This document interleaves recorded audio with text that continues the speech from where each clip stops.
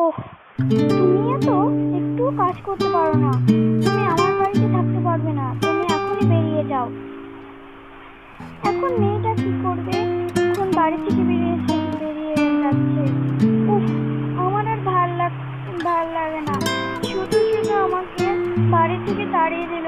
আমি এখন এই বাড়িতে থাকবোই না। আমি এখন চলে যাব। এখন চলে যাই।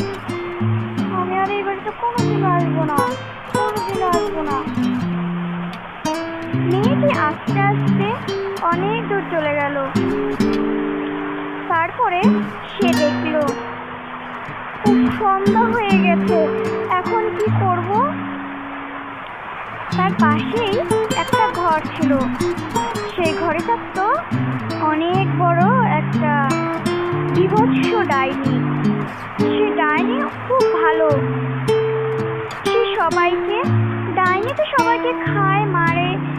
এখন ও খুব ভালো ডাইনি। ও মেয়েটাকে জিজ্ঞেস করলো,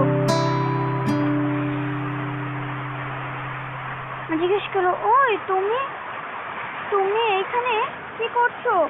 তোমার বাড়ি কোথায়? এইভাবে